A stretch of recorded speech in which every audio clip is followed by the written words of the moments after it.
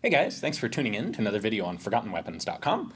I'm Ian McCollum, and I am joined once again by Professor Ben Nicholson, lead author of Clockwork Basilisk, the coolest book title that we have yet come up with. I mean, the early revolvers of Elisha Collier and Artemas Wheeler. It is the coolest book title we have. It's pretty good. It's excellent. And so first off, the book is currently in pre-sale, and if you would like to get a copy for less than the cover price and with all sorts of cool extras, Kickstarter only edition, all that good stuff, check out the description text. There is a link down there to the ongoing Kickstarter campaign.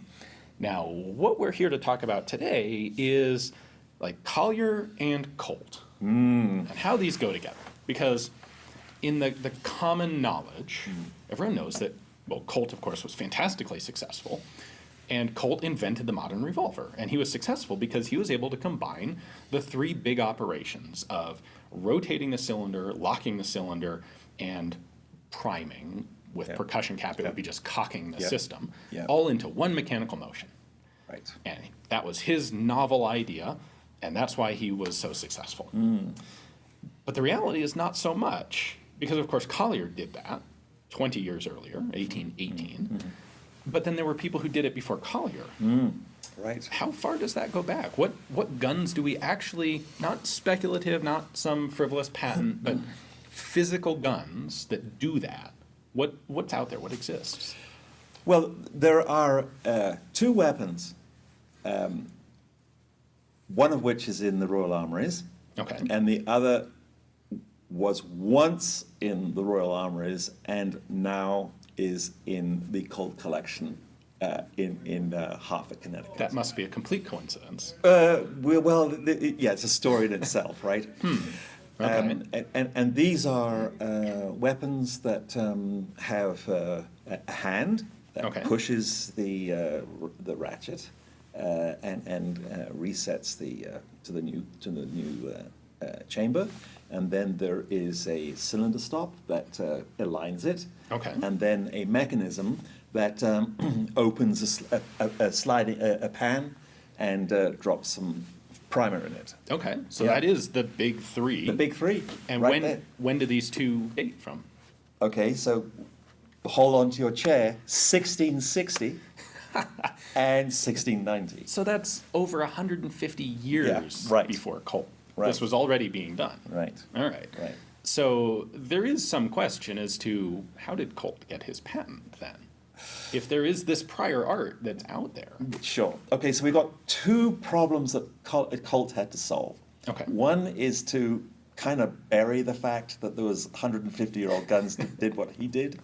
And then the other is to, in essence, ridicule the work of Collier.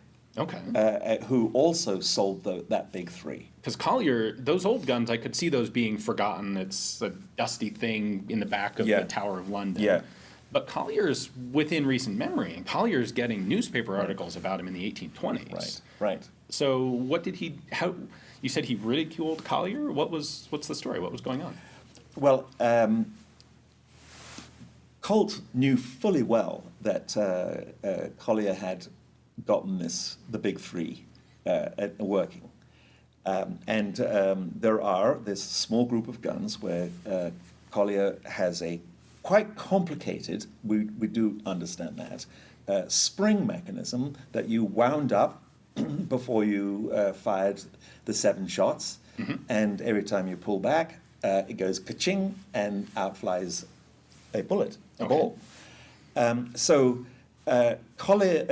Colt had to do what he could to make sure those guns were not shown at the trial. Which he did. Now, to his benefit, there weren't that many Clockwork Colliers. No, but we know that he knew that they existed. But he wasn't trying to suppress a large number of guns that were out on the commercial market, because most of the commercial that was not his problem. Right, the commercial Colliers were manually rotated. I mean, what I will give Colt credit for, that he was a pretty good researcher.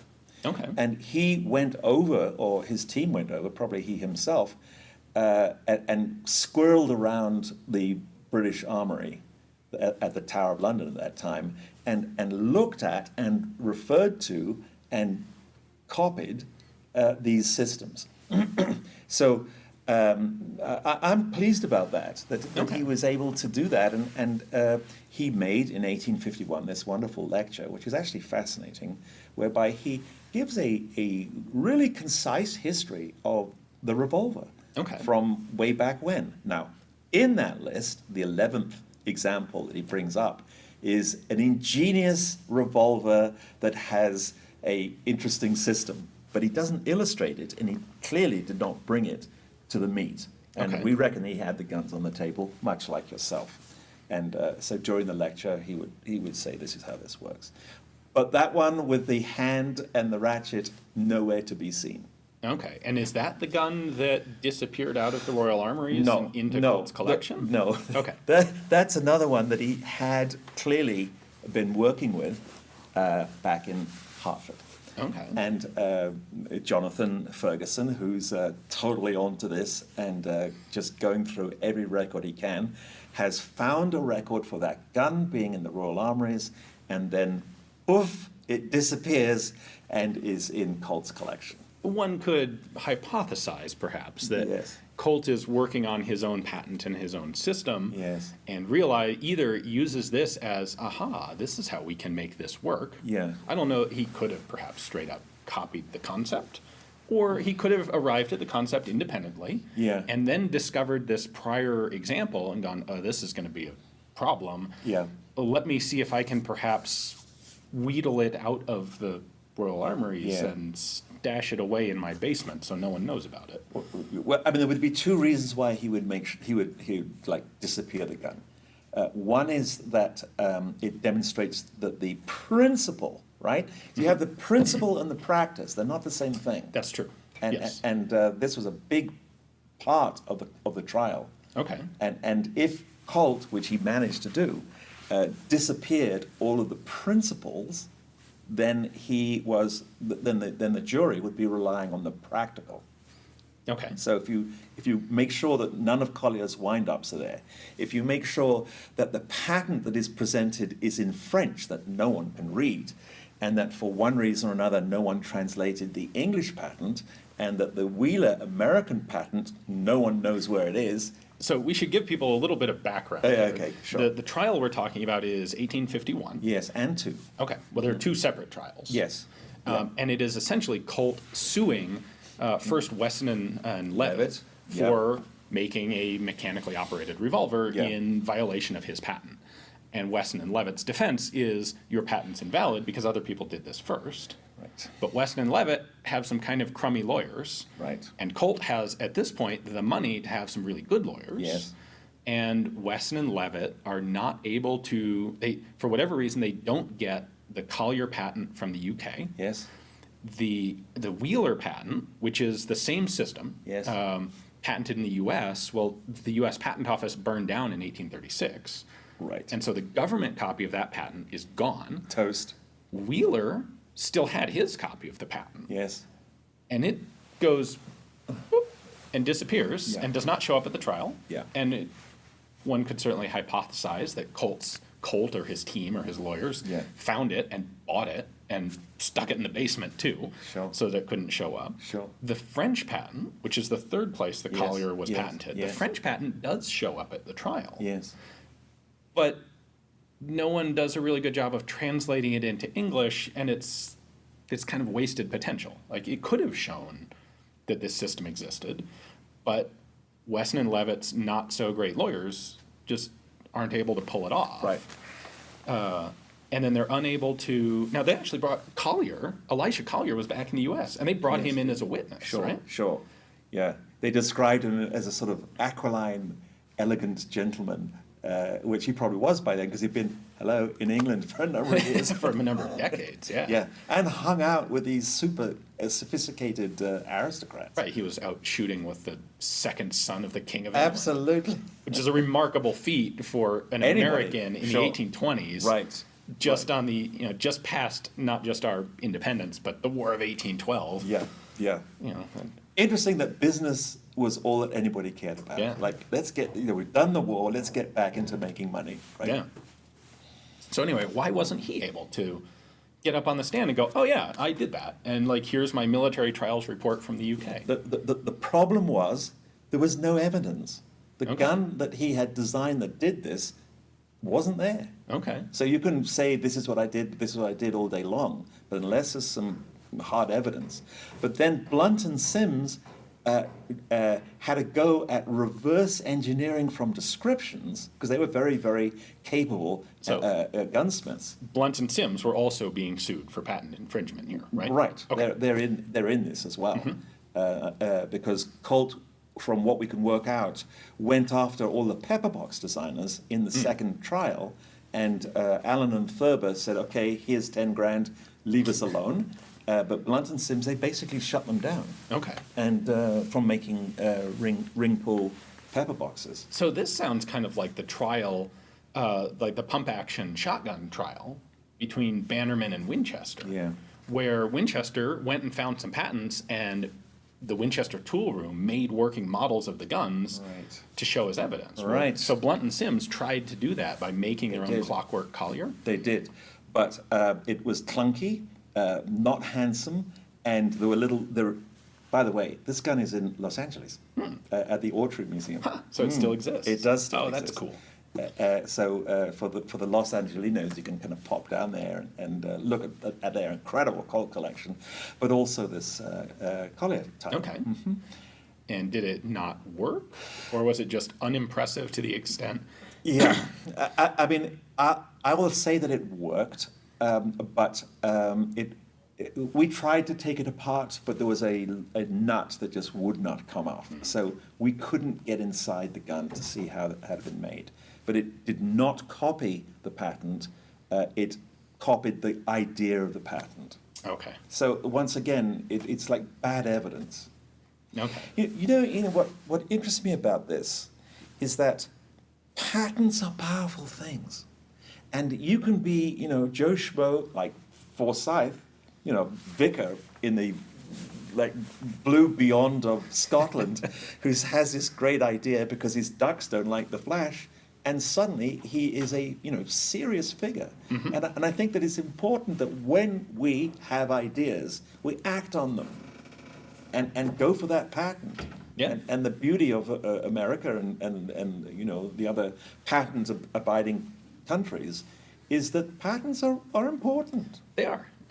It is a system that was designed to reward innovation. Absolutely. And it's certainly been abused in the current day. And there are issues that people have with the system, but I think fundamentally, I would tend to agree. It's a valuable, protective system to encourage invention and intellectual actually entrepreneurship. Respect thought.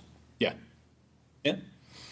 And it's too bad that pricey lawyers like Colts can kind of get around that It is. idea. Yeah, I mean, the reality is you've got to get a damn good lawyer or work with an organization that has got a damn good lawyer who takes their Now, cut.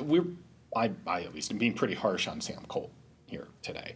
And I think it is important, in fairness, to point out that he did come up with a very functional system. He fixed some of the issues. Yeah. Even his success was due to a combination of having a very good product and a very good legal team to support it. Because if the Colt revolver had not been any good, Yeah. all the lawyers in the world couldn't have made it successful. The Patterson could not have been saved by the world's best legal team. No. But the Colt 1849s and 1850, They were good to or go. 1851 and 1860, Right. they were fantastic guns. Yeah. And to his credit, he was persistent. Yeah. Can you imagine losing all your money and failing horribly and having to suffer through that and then saying, Wake you up know and what? just do it again. Let's get going with this thing. Grit. And he kept the whole thing together. Yeah. So no one can fault him for that. Yeah. And he tried to, he set up a factory in England, and thought, well, obviously everybody needs these revolvers. It failed, right? The first one caught fire, almost literally. The second one caught fire, fell over, and sank into the swamp. Right. If I'm to make the Monty Python reference. Yeah. But the third factory stayed up. Yeah. And just as it's important to make patents if you have a really great idea, you have to stick with it. Yeah. Yes, absolutely. Persistence. Persistence and going against everybody's better judgment. And you know what? One of the things that Collier didn't have was the long-term persistence. Correct. Collier went through military trials and it didn't work. Yeah. And then he did continue and tried to get commercial sales. Yeah. And it was kind of, and then he just went, all right, whatever, I'm done. Yeah. If Collier had stuck to it, Right. 1826, 28, Yeah. he's He could still have done got. it. Plenty of years. He's in got it. 10 years before Colt's going to be working, right. and he could have Yeah.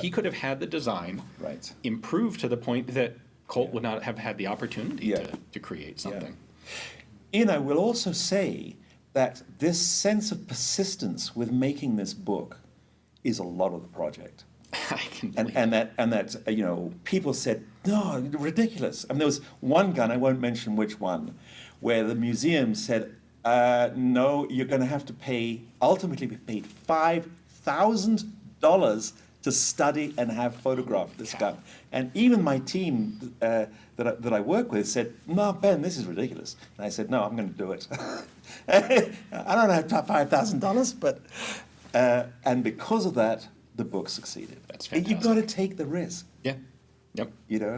And that's why it is a book that will not be equaled or exceeded. Right. We've been very, very risky with this book.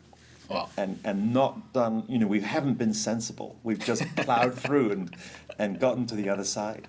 fantastic. I really appreciate it because I've seen it and Yeah. I recognize the quality that's there. Okay. And soon, once we have this printed and in people's hands, I think everyone else will too.